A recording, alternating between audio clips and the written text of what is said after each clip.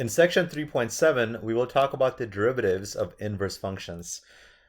Now here we have the derivative of inverse sine, inverse cosine, but we are going to be focusing on this right side because mostly we're going to be using the chain rule where you're going to have a function inside of the inverse sine. Okay, so let's take a look at some examples. We want to find f prime of x if f of x equals to 7 times the inverse sine of 6x to the 7th. Now, anytime this is equal to not x, it's equal to anything else. So in this case, it's equal to 6x to the 7th. We're going to be using u substitution. So we're going to let u equals to 6x to the 7th. And remember, anytime we have u, we're always going to have u prime. So u prime is going to be 42x to the 6th. So 7 times 6 is 42, and we have x to the 6th. So from there, let's go back and look at the derivative of inverse sine of u, which is going to be 1 over radical 1 minus u squared times u prime. So this is going to be now a simple substitution. Since u is equal to 6x to the 7th, we have 7 times 1 over radical, so the formula is 1 over radical 1 minus u squared times u prime. So the 7 just comes down. We have 1 over radical 1 minus, instead of u squared, it's going to be 6x to the 7th squared times u prime, which is going to be 42x to the 6th. And then if you simplify that, we have 7 times 42, because they're both on the numerator, that's 294, x to the 6th, divided by radical 1 minus, and then 6 squared is 36, x to the 7th squared. When you take an exponent raised to another exponent, you multiply those together, so 7 times 2 is 14. It'll be radical 1 minus 36x to the 14th. If you want to do it without the u substitution, you can. Just know the inverse derivative of inverse sine is going to be, the 7 comes down, it's going to be 1 over radical 1 minus 6x to the 7th squared according to this formula. But anytime there's something of another function in here, we have to multiply by the derivative of that function, which is where the 42x to the 6th comes from. So it's up to you how you do it. All right, next example, we have f of x equals to 5 sine x plus 8 cos x times the inverse tangent of x.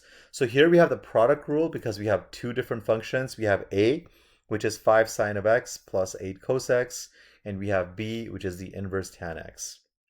So on the side, let's list out our a prime and our b prime. Anytime you got the product rule, I recommend listing things out like this. So a is going to be 5 sine x plus 8 cos x. Its derivative, sine has a derivative of cosine, so we have 5 cos x. Cosine has a derivative of sine, negative sine, so that's going to give you negative 8 sine x. B is inverse tan x, and then its derivative, according to this formula here, is just going to be 1 over 1 plus x squared. Notice that we don't have a u substitution here because we just have an x. We don't have another function in there. So then our b prime is going to be 1 over 1 plus x squared.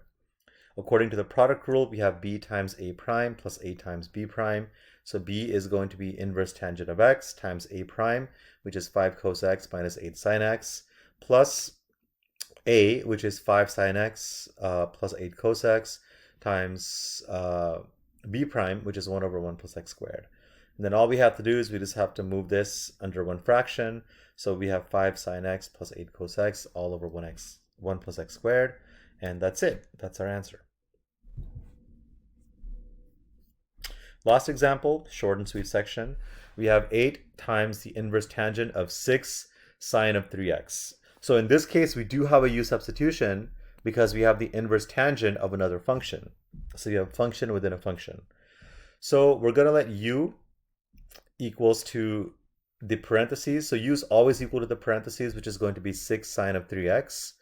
Its derivative, so the 6 comes down, the derivative of sine is going to be cosine of 3x, but anytime you have a function in the parentheses, you have to multiply by its derivative as well, which is going to be 3.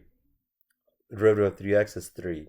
Now we have 6 times 3 is 18 cosine of 3x. So I think we have everything we need.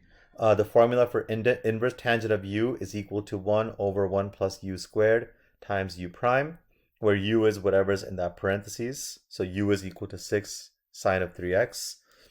So we have 8 times 1 over 1 plus 6 times sine of 3x squared, that's your 1 plus u squared, times u prime. Anytime you have something in the parentheses, you have to multiply by its derivative, which we calculated here as 18 cos 3x. Now let's clean this up. 8 times 18 is 144 cosine of 3x. Then you have 1 plus 6 squared is 36, and then sine of 3x squared will just be sine squared 3x, and that is your final answer. All right. Please come to class prepared with questions, and I'll be more than happy to answer them for you.